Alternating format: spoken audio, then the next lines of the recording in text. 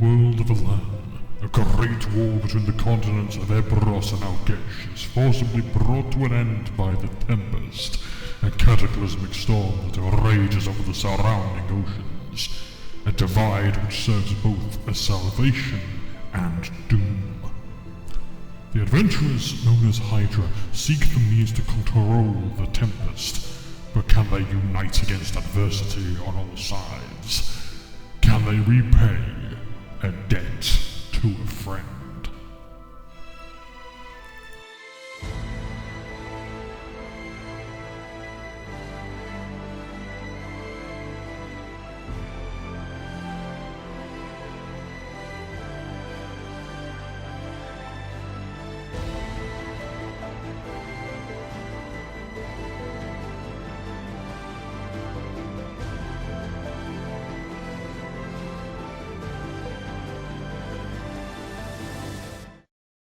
In session 34 of A Debt to a Friend, the newly gazetted Colonel Helena Bruckner is about to take off the glove and throw it at my feet. However, General Hummel is also welcomed into the gala, being applauded with "Hurrah, General! Hurrah!" as he waves the crowds, gossiping and chatting away.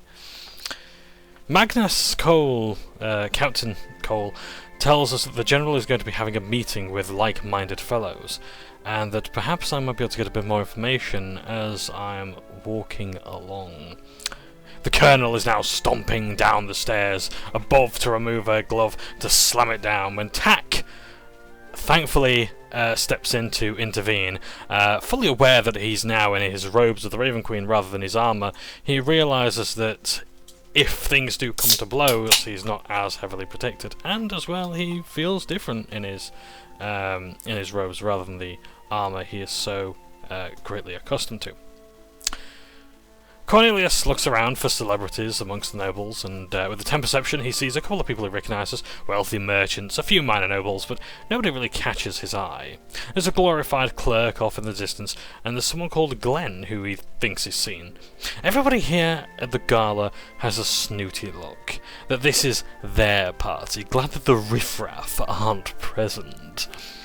There's a string quartet near the throne, the acoustics of the room amplifying the sound dramatically. And there is also a royal royal. You'll have to forgive me. My speaking ability has been a lot less coherent than usual these past 2 weeks. There's a string quartet near the, yeah, we've already said that. And there's a number of royal guards stationed near the band, and there's plenty of room between the band and their patrons. Rakanar goes to Damien and asks, "Is there anything noteworthy about this place? Is there anyone here worth a damn?" And Damien points simply to the Colonel and the General. I tail the General and warn Takavria that, Tack, I need to go on a mission here, but I just let you know, if you can get a message to Cornelius, it's bad, it's real bad. Leonidas is here. I pat him on the knee, the equivalent of a gnomish pat on the shoulder, because I can't reach his shoulders. Just bear with me as well as I get up some images for the past game, because I am woefully unprepared. Session 34. There we go. Right, my apologies. I'm not going to edit that out, don't you worry. We're fully authentic here, including with this sip of Coke that I'm about to have.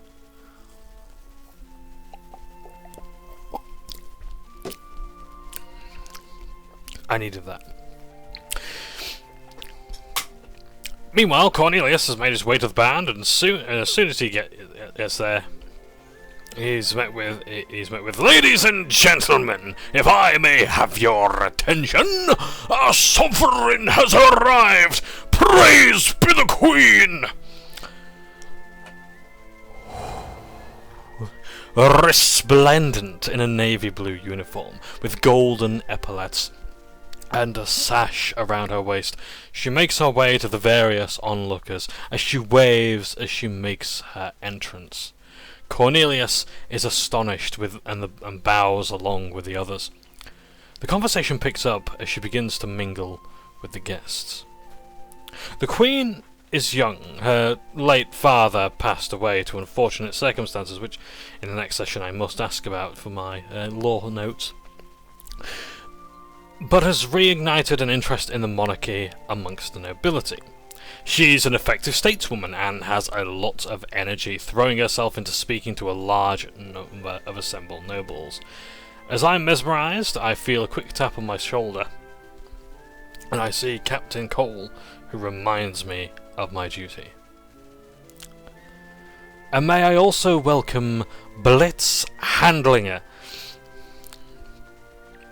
who is, I believe, going to present us with an exhibition.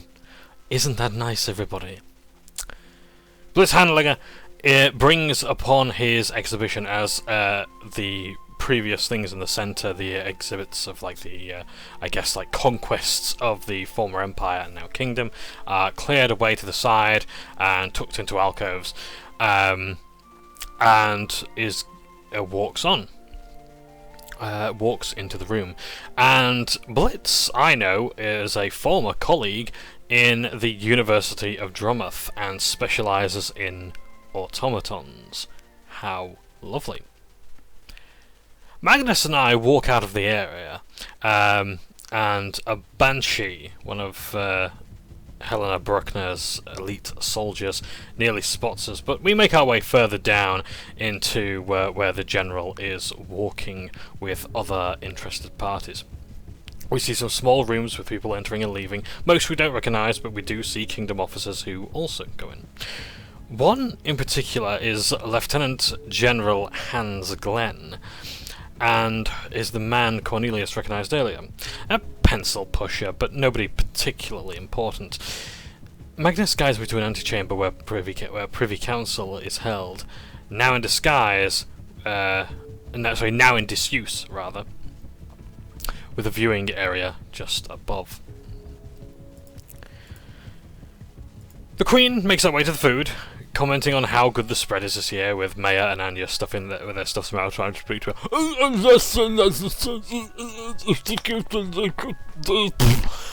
It's lovely, Your Majesty. And Tat considers approaching the Queen, and I think they do sort of have a bit of chat there.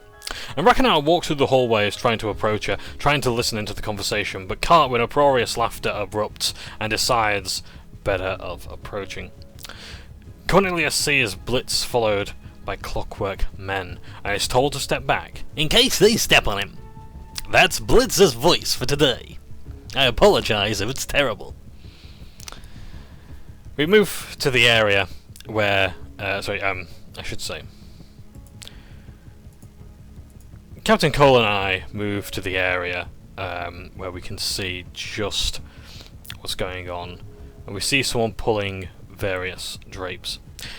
There's a circular table with people taking seats, officers, nobles, and figures I do not quite recognise. General Hummel is seated at the head of them. So I trust all preparations are in place, General Glenn. Yes, General Hummel. Sufficient enough number of units are prepared, and thanks to our benefactors, we can mobilize soon. It is quite all right, General. Yours is a cause we can all certainly believe in. Yes. This is someone else speaking. It is quite all right, General. Yours is a cause that we can certainly believe in. Isn't that right, Lieutenant General? Oh, yes, Leonidas. Father.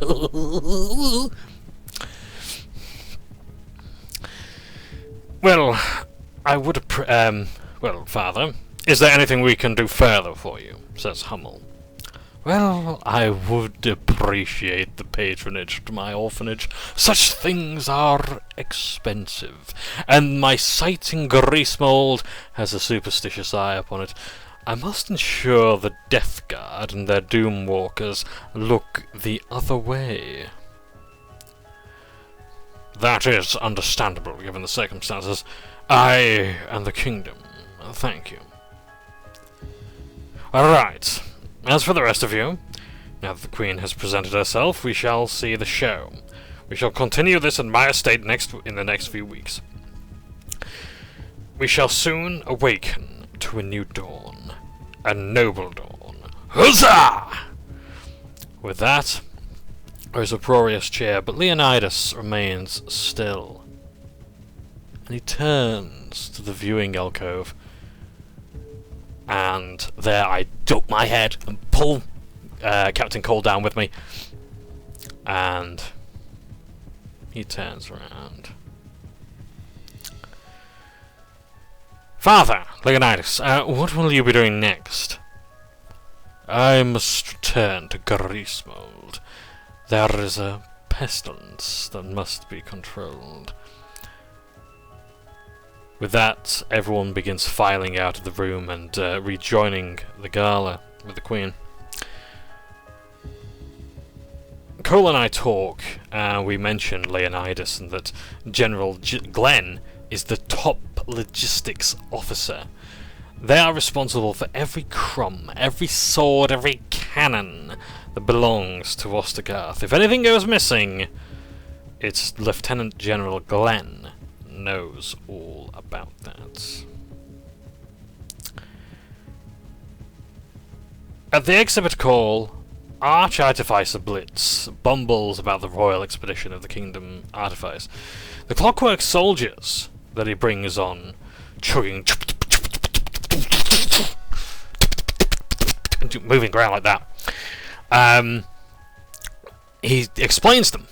The clockwork soldiers will level the battlefield and allow soldiers to come home. We'll now clear the exhibit hall for dancing. Even the Queen is interested in these automata, as he gives his opinion on this. Now, of course, if you want to know my opinion as the Commissar, and this is something that if ever this comes up later on, I would be happy to say that while I am okay with automation, I believe it should be used to benefit man, not replace man. That by all means, for every Rigsby, there should be someone else next to them. If you take out the soldiers from the war, then you're not warring, you're slaughtering. You are just sending robots to harvest bodies, not actually stand up for your beliefs, because the robot can't fight for what it believes in. It doesn't have any beliefs itself. And furthermore, she does actually believe, then she is very precious about the Queen, so she might give this to herself, but she believes that leaders should fight their own battles. There should be no need for soldiers. But she appreciates that some people will actually stand up and die for what they believe in. But automation is like, it's kind of a no-no. The reason why Rigsby was invented, for example, was to, for example, have humans dig throughout the day at an archaeological dig site or whatever. That's how she met, Professor Volmec, where, Rigsby was, sort of commissioned for that, and or was rather brought in for that. So man would dig through the day, and the machines would dig through the night and rest up during the day. So the work continues. Does that mean there's less work? Absolutely. Does that unfortunately mean less pay? Yes, absolutely.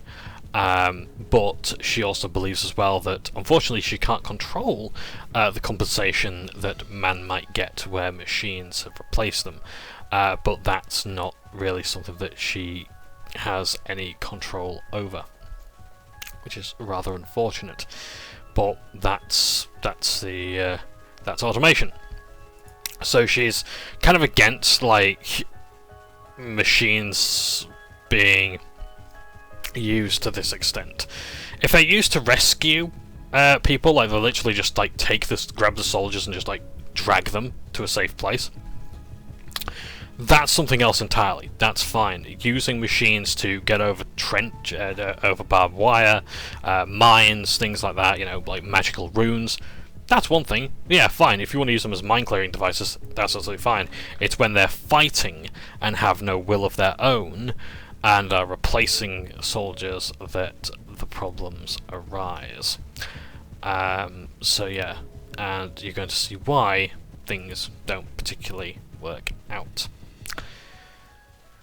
So, Cole and I are the last to arrive from our little runaway from the gala in the Privy Council. And Cole says, it looks like they're going to start dancing. Oh, I hate this bit. And he offers his hand. And I say, oh, it'd be terribly... I've already brought a +1. It'd be terribly rude of me to... And I just turned to Damien, just floating in the air. And he's also like talking academics. You see, if you reverse the polarity, of the neutron flow, and so on and so forth. And I realised, you know what? Okay, cool. I'll take your hand. To say that we were once bitter rivals for one whole session, we're doing all right now. So that's good. I do like. I've actually really come to like Captain Cole. I think he's happier here, and he was not as bad a guy. Yeah, I get that a lot. Like I think a lot of major NPCs like we've got off on the wrong foot with, and yeah, perhaps he's the good one. I think I've got like a little bit of a speech prepared for like if Colonel Bruckner and I ever come to blows, but we'll see. So Cole and I go to the dance floor, as does, I think, Tack and not Igni. Forgive me, I forgot the names of the characters. Everyone goes with everyone's partners, and I just said it earlier as well. My apologies. So yes, everyone goes with their dance partners, and the Queen asks everybody. Dance. Come on, let's not make this a boring affair, she calls cheerfully. As Cornelius is about to dance with Maya, when suddenly, with a roll of 28 performance, he recognises the music. Not the musician, but the song itself that plays. He sees his erstwhile father. He sees Father Leonidas standing atop the balcony, and looks at him. And Leonidas grins at him. Cornelius is considering. He has Maya in his hands. I'm not going to let him take that away, but do I have the chance to stop him? Do we have the chance to arrest him, to end this madness? No. Not today, but...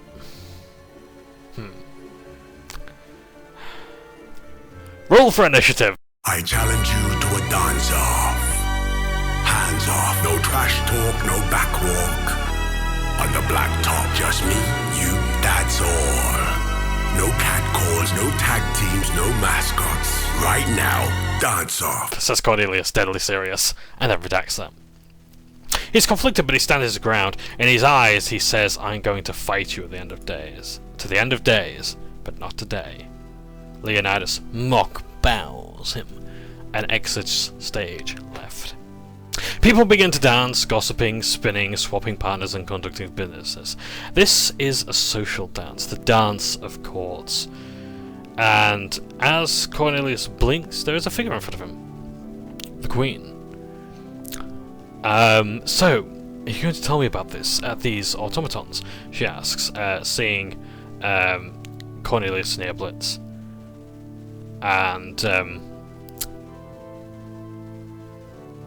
Cornelius goes, "What? Oh, you're the Queen!" Well, I have been known by that title, she says with a little look. Blizz steps forward to talk about the automata, not realising that, like completely ignoring Cornelius, who the Queen had previously thought was with him. Cornelius notices something wrong about the clockwork automata. They are very imperceptibly twitching a bit. At first he thinks it's a clockwork motor ticking, but there's a shake as power begins to course through the backs of them. Their heads begin to twitch, and their arms begin to swing around and spring towards the Queen. And that's when we roll initiative. In what is possibly the shortest round of combat ever. The clockwork man launches a fist at her, and the Queen gives a startled cry. One grabs her, thrumming with electricity as it spirals around them. teleport away. Combat ends. Blitz is drawn into the teleportation warp and fails to activate his runes of counterspell lighting up, and we're left with an empty space full of smoke and ozone. I command Magnus to secure the exits once he tells me about Blitz, well, as soon as he tells me that Blitz has a workshop just outside the palace, near the university. We meet up, and Maya is mercifully okay, as well as her plate of sea bass. She was on the dance floor, and I say, "Oh dear," and forgot what I was going to say afterwards. Oh dear, I say. Wait, there was something meant to come after that, but I can't remember. So yeah. I gather Rigsby and see my folks who is gladly back at my side, and we get back on the ship with our equipment, readying it for immediate action. The movement is several garrisons away. We ask if there's a landing strip to the airship, and Ignis says, "For that, you'll have to trust me," and she smiles her exhaustion. Other airships begin to converge on the palace as we make our way, and 30 seconds later, we arrive at the workshop. Just when Cornelius asks about the docks, Ignis uses some telekinetics to launch us off the ship and casts Featherfall on us. Just like the Marines from the old Final Fantasy movie. I've not seen it, but I've heard good things about it. I've seen a few scenes and it's pretty cool.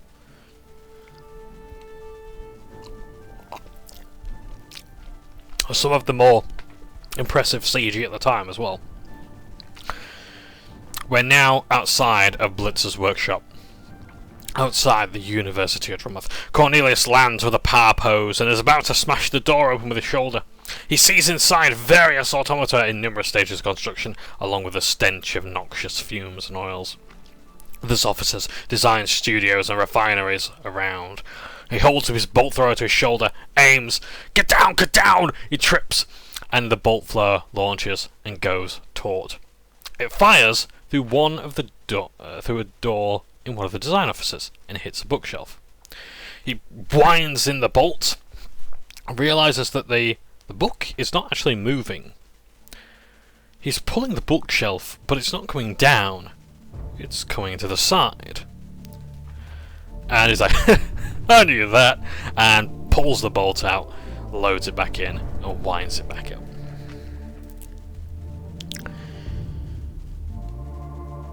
The architecture here is clearly built for gnomes, and I feel catered to more than others. I descend, taking the lead. It's pitch black and we can't see, so Cornelius holds 2 lit torches and advances. As we continue, we see the sewers of Drummoth past the door. We see pipes and doors, and just making our way south, we find that the doors lead staircase up to the surface. We try some other doors. I see there's further corridors, a chamber of 40 foot high with wooden staircases erected over the pipes. With his devil's sight, Tak sees something moving over the pipes. As he takes a moment to assess what it is, several sets of eyes turn to look towards him. He sees several heads now turn, and he sees now the Chimera. Not just any Chimera, a metallic Chimera. There's something clearly wrong with it though. The dragon head is metal, painted red, but grafted onto the flesh of a lion. As we try to enter this room as best we can, we are unfortunately pinned with the flame breath, preventing us from access as the fiery breath launches out. Fortunately, they were able to try and get in and hopefully just find a way around this thing. It is a formidable foe, and yeah, it actually has some pretty cool stuff. Tak, just some notable moments here. Tak shields himself with his faith. My face is my shield! And one of the heads as well enters overdrive mode, which I think allows it to attack again, which is a really cool ability. And of course he is the one to destroy the Mechimera, as I've called it. Tired of getting baked in his armour, he takes a firm grip of his sword and shield and swings laterally, I think that's lateral, anyway, to try and lop off all 3 heads. As he does, it flops dead, a mechanical wine releasing from the dragon head. We talk about what it is, what it means for humanity and demi-humanity. I ponder that this is perhaps an early experiment into prosthetics, that maybe this is an attempt to get machines to graft into the skin, which is great, but Cornelius thinks, well, you know, is this really necessary? Do we have to cause such cruelty? And that, I sort of have to agree with. It is kind of horrible this is being done, and perhaps there is a better way, but I don't know what Elan's policy on animal testing is. So far, not looking too good. So yeah, hopefully this will be revealed to others, and perhaps even put in some legislation for anti-animal testing. We shall see. Or whatever chimeras are, anti-monstrosity testing. Excuse me.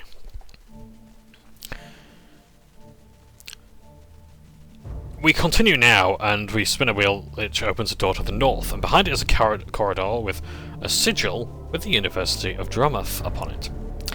There's 2 rooms, north and south, and one is filled with cogs and wheels, and one of them is still. We spin it to begin unlocking the door to the east, but as we do, mechanical men begin to grind into life and charge with their lightning cannons, which were previously hidden by their gears, and once again we roll initiative to strike at the foes who are hidden under these pipes.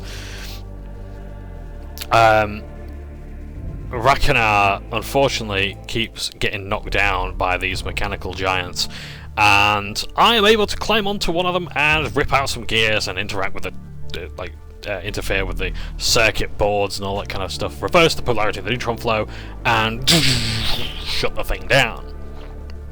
So I'm also going to leap from one to another, and yeah, we defeat them. And I think as well in the southern, was there a southern room? I don't think there were any in the southern room, or we were able to do it much more carefully. But yeah, managed to take him out. And yeah, Ragnar does a lot of damage. Like I think he does like 60 damage in one attack or something like that, just absolutely destroying these things. So that's really good. I like that these enemies actually have weak spots. Like I know cold shots can be a bit BS at times. Like, you know, I want to throw sand in his eye, okay, but they can do it to you. You know, it's like, oh, I want to stab him in the kidney so he's stunned or whatever. Yeah, I appreciate people don't like them. I kind of like cold shots, but yeah. But like these mechanical beings having weak spots that you can target and like tell the party about is pretty good. Yeah, it's great wailing on enemy. It's even greater though when you're told something that can actually mean more clever play, like how you're going to interact with it. So we eventually get through these 2 doors to the south and the north, and I go through the door emblazoned with the icon of the University of Drummond, and it's here where we see the Queen held up in the air by some sort of force. Blitz is held aloft also by this orb, and it launches him through another door to the north and into a cell, and he goes, "Oh no!" As this orb, the Gear-Keeper construct, is holding the Queen and takes her to the back of the room to deal with us.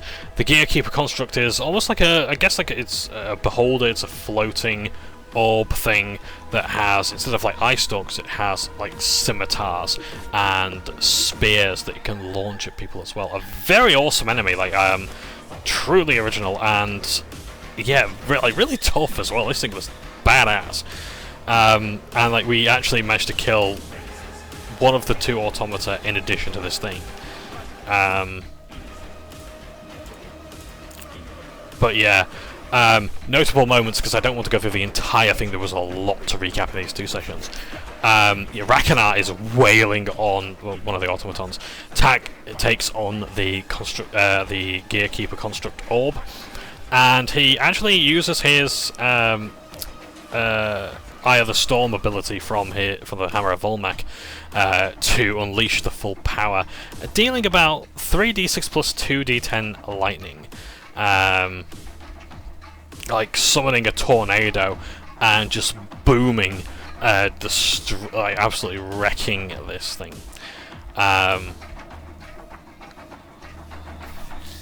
Yeah, he does a lot of damage there, and of course Ride the Lightning by Metallica plays when he uses his Eye of the Storm. I probably can't use that here because the video will get muted, and that's going to cock up things, so I apologise for that. But Metallica, they kind of do like to protect all this sort of stuff, and yeah, okay. Well done! You just became a priority target. Even though I don't monetize my videos, it shouldn't be a problem, but hey ho, people do this shit. Anyway, so I try some really stupid things. Like I try like the decanter of endless water, just to try Professor Saltwater, just to hit the construct to the south, and it doesn't really seem to be doing much. I think it actually knocks it prone though, so that's good.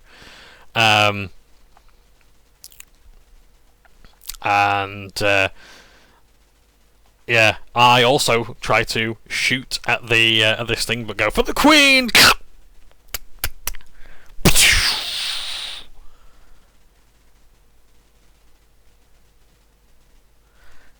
My gun's broke, and I don't have any money to pay for it, so great. I think it cost me about like, I think it's only cost like 16 or 25 gold or something like that, and I don't even have that much because I give it all away. And I'm like, you know, I'm charitable, and I've got a pension waiting for me and whatnot. And it's like, dear, I need some money. So I think this next session I might actually have to do a side quest, or rather try and rope the party into doing some side quests, just so I can pay for my stuff. This ain't good. Okay, so but yeah, Tak also does like a divine smite, doing only 39 damage. I think 54 damage total at the end of all the stuff he does. But he rolled 8d8 and he got the worst numbers possible, and it's a shame. But hey, 39 damage is pretty good. Yeah. What else? So who ends up killing this thing? I think H.Y.D.R.A goes in for the kill, striking one of the most vulnerable parts of the Gearkeeper, and when the energy surges out, a portal erupts, sucks in Rigsby and the Queen, and we have a few seconds to react as we leap in. Cornelius Dimension dooring his way into it as he's at the rear. Blitz tells him, "Go, get him!" as we're teleported into the dance hall. A long serpentine figure, a mixture between a centipede and a crocodile, made entirely of clockwork, emerges from the shell. It hisses in defiance, and the session ends. But the recap does not, because we are now into session 35. How long have we been recording? Oh, that's not too bad. Okay, let's get up. Session 35's pictures. So the Gearkeeper construct, the Clockwork Guardian, is revealed to be something completely different underneath. As a beating heart of sheer electrical energy appears underneath the centipede-like construct, the Clockwork Behir is revealed. It launches lightning at Tak to deal 33 damage as H.Y.D.R.A launches some arrows from his longbow, able to pierce the slits of armor. It reacts in pain as its eyes roll around to view him. Cornelius, who couldn't be present for this game unfortunately, shouts, "You're not a snake, you're barely a noodle!" and launches vicious mockery, but does no damage. I Vortex walk to the Behir and move Rigsby to defend the Queen. The Behir tries to bite him but misses. It tries to meet Tak's fate by constricting him, but it cannot wrap itself around him as Tak's just too agile in his robes of the Raven Queen. It then looks up to the raging orc behind him, just about to use its lightning breath. Tak lifts up his weapon and absorbs it with a redirect, pulling away like a hard catch on a fishing rod. He takes the lightning, and H.Y.D.R.A only takes 60 damage. Barbarian is the only class in the game where you can just go 60. Okay. Only 60 damage. So yeah, like Barbarians are fucking brilliant. I love, like, all the classes in our group are amazing, but I think Barbarian's like my favourite to play. It's just such a great fun factor. Just when things were looking hairy enough as is, Colonel Bruckner charges through the doors and yells, "For the Queen!" and heads for the Clockwork Behir. Ragnar throws himself into the fray and strikes. He crits for the first time and deals about 50 damage total. Cornelius' dissonant whispers has no effect on the Clockwork Behir.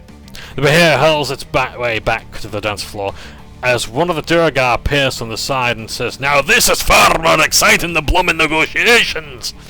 as they embigger themselves and leap to the dance floor. Captain Cole also appears to run and gun, shooting and missing with his ceremonial pistol as Tack launches some of his thunderous energy. General Hummel also marches in command. "Soldiers of Osterkarth, advance!" He gives the Colonel and I more movement, which we absolutely take. So he has superiority die, so he can allow us to move, like up to use like our reaction, or like we get like a free action to move, which is pretty cool.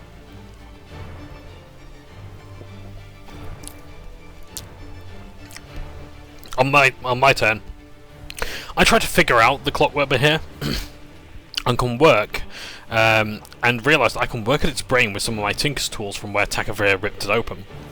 Unfortunately, as I'm climbing up it, it just bucks me off of it before I can do any real damage, and it takes me back to where it was. The Behir then tries to bite and succeeds, and then launches a lightning breath, missing with a nat 1 as it goes off to the side. The Colonel bashes the Behir with a shield, thunking against it with futility. Normally an excellent attack, and I do love shield bashing in games. Like in Dragon Age, oh, it was so cool, just the idea of just the ability, like just taking an entire talent tree of shield bashing stuff. It's awesome. Love it.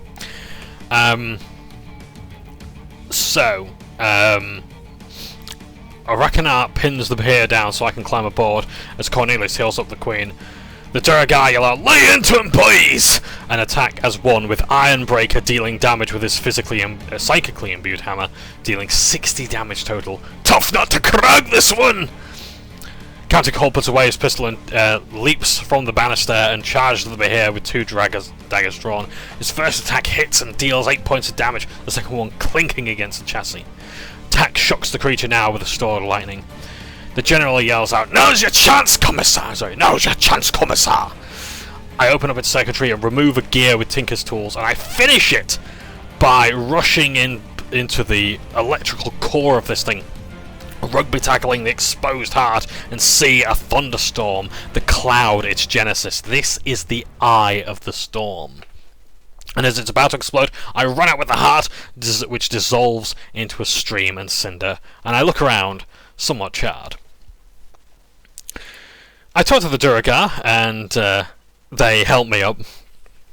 And I say, "Oh, so negotiations went well then. Otherwise, well, we wouldn't be talking to each other right now. One of us, I'm sure, would be dead." Not that I... sorry. Never mind. I'm just a little bit fried at the moment. We see now that the Queen is on the floor, holding, just like clutching her stomach in pain. The General kneels to her. "Please, Majesty, you must save your strength. Cleric! Cleric!" Tack asks if he can approach the Queen to provide aid, but she's struggling to find the means. To find the means to say yes. The General tells Tack to keep away from her, as she beckons him forth. "General, you've always been so protective. Please, I think we owe our thanks to the Hydra. Wouldn't you say?" Found because I am boiling? "It would appear so, but who would do such a thing?" Tack mentions the Draconians, and the General doesn't believe this. "They surely would have heard about them. Unless our intelligence, of course, is lacking. I'll have to be speaking to Master Wyatt about this, I think." "General, there are no witch hunts. That is an order. The General and I talk. Yeah, my notes are mostly incomplete. I do apologise for that. The General and I talk, but he does say he does not recognise the Clockwork Dragon. It is not of Ostergarthian origin, but foreign make. "How could something such as this be smuggled into our fair city?" At the next small council, I shall bring this up with the Master of Whispers himself. If you believe we should bolster our defences, meet at my estate with some like-minded people. We'll decide we'll go one day. And so, I say to the party, like, alright, I said to him, right, we'll go, of course. But I immediately, like, I need to tell Wyatt this right now. And so, yeah, the party doesn't like that I've sort of made this decision for them, but I do tell them, look, Leonidas is going to be there. We might be able to end all of this in one go. We might be able to figure this out. But, yeah, we'll see.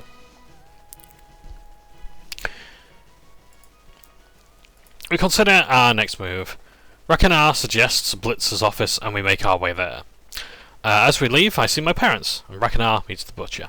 Maya and everyone else thankfully made out safely. We go now to Blitz handlers, and I throw my weight around for a change. Apparently the professor's devices blow up in his face quite often, and I don't think that's appropriate for the Queen's gala. So I say, you know, I like, come on, like, okay, this is far too, like, this is a risk now. This is a security risk. I demand entry to the. I roll intimidation for once because I'm proficient in it, and yeah, pretty good, pretty good fun. That's back when, like, I think the character was significantly different. I was like, yeah, they're gonna be shouty and ravey, and actually they're like quite softly spoken. I don't like being nasty. I can't do intimidation. I'm horrible at it. But yeah, god damn it, Gaunt's Ghosts. Why do I have to read those fucking brilliant novels? Anyway, after much attempting to get in to this door, we find Doohickeys and Ujimakus with H.Y.D.R.A's flying kick to the door and Tack's help just bursting open a bit more. It's organised chaos inside of this area, with the prof clearly bringing back his work home. There's tomes and books strewn around with gadgets and doohickeys and Ujimakus, as I said before, on the desk floor. I investigate the gadgets. Motor-based devices, mostly, used to move mechanisms or automatons like Rigsby, and used for presentation purposes. There's other things used to transfer energies in an airship, but all of this seems to be innocuous in an academic environment. Some pieces are used to demonstrate to wealthy patrons for greater momentum. H.Y.D.R.A looks around and sees that while many of these pieces could be attached to the automatons, they are fairly modular and could be attached to each other and other things. We find ledgers and journals, a diary of things to do. Nothing that points to chimeras, but there is a schedule. Got the new potential sponsors coming down to the workshop. And stuff he has to prepare for them. With this information, we go back to his workshop. The main body of the automaton work Blitz had done, and the chimera is also found there. Along with him, behind bars, he's got all his tools to get through. But Tack notices something as Blitz is there in the prison cell where he was thrown. His pupils don't respond to the light. Oh, I'd love to come through here, but I can't quite get the door, and yeah, I was kind of hoping that you'd come here to me. I warp Tack through the bars, and we roll initiative as old nemesis Capac launches a dagger at Tack's Raven shield, but then flashes a rune of counterspell, bypassing it. We learned fast, traitor! As Tack's poisoned with paralysis, and the second blade bounces off his adamantine armor, even with advantage. H.Y.D.R.A strikes at the lock, but he has no rage, and watches at the rear instead. I pour acid on the lock from the alchemy jug, and command Rigsby to wait and charge. The assassin exits, telling me that the guards will be putting the real professor, not the illusion here, under pressure. The walls begin to creak, and cogs work to push them closer together. The walls are now closing in. This is looking like a very Fort Boyard situation. Tack's still in there, and we have to get him out. I vortex warp him out, but only after I tell H.Y.D.R.A to help me with the lock, and he's getting crushed slowly, but with Herculean effort, he makes it. I'm such an... I go for the most roundabout way of doing things, and I'm like, oh wait, I've got a spell that just solves this problem. There. Ignis! That's the name of the person I was trying to think of earlier. Afterwards, we make our way to the airship, the poison wearing off. The crew are coming back from shore leave, and Tack cures Ignis' wounds from the bruising of the crush exiting the palace. We take watch, absolutely bushed from today's excitement. Nero curls up with the Rakanar to comfort him during the night's watch. Tack is offered a cup of tea by Malachite. I've noticed you've taken it out of more of the crew.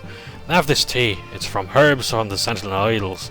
If we ever go to Densmar, sure, even home, we can get some more there. That'll be a sight. Hail the ravens, he says. And goes. Hail the ravens, Tack, he says. And goes. Dawn breaks, and we hear a town crier. As I listen to him, I hear him say, "Hear ye, hear ye! Rogue artificer arrested after kerfuffle at the gala." We hear this at the airship docks. It looks like the perpetrator is being held at the Grey City command post, who's found apparently knocked out, but our Red Crest have dealt with him hastily. You can get updates from other criers. You can get other updates from other criers and news agents, or subscribe to this channel. Morning comes and we eat. Standard fare, but after the evening we had, it's excellent. Well needed and well deserved. We're ready to make our next move in session 36. Session ends. So I know now what we're gonna have to do. I've just realised, because I was just trying to think like yesterday, like all of today I was thinking, oh god, what's the next session? What do we do? What's the task that we've been given? I was like, oh shit, what's our next quest? I realised, oh wait, we've actually got to break out the professor. Well, not break him out as such. We've got to make a case that he is innocent, or at least that he should be he needs to be tried for the crimes of, like, you know, having this insecure technology, this tech that just shouldn't exist, at least how he has envisioned it. Like, yeah, like endangering the Queen, absolutely a crime, but he is innocent of the, you know, the thing of the whole Clockwork Basilisk and whatnot. So I want to see what's going on, and perhaps, you know, tinker to tinker, we can find out what's going on. But yeah, that would, like, those two sessions, like, I mean, all of them so far are astonishing, but like these two sessions, it's really a shame that Cornelius Player. Hope you're feeling better as well, Cornelius Player. Not to joke about any particular illness you had, but hopefully you were just sick with diarrhea because you can't keep in your love for Maya. Lord knows I know that feeling. But yeah, I hope you're feeling better for the next game. It will be a pleasure having you back in the group. And yeah, brilliant playing with everyone. I can't wait to see where this goes next. And we've got even more hooks to go with. We've got the Blitz Handingler, we've got the Leonidas thing going on in the orphanage. We've got General Hummel's estate to investigate as well. And I may need to speak to Wyatt in the meantime. But beyond that, yeah, everything is fine and dandy, and I look forward to playing the next session. It has been a pleasure, and I've been so looking forward to the gala. And what a way to wrap it up! Like, I couldn't have imagined it being that good, and it was. So yeah, kudos to RGM, and of course the players who make it what it is. So yeah, looking forward to seeing what happens next. Thank you ever so much for watching. Take care, and ta for now.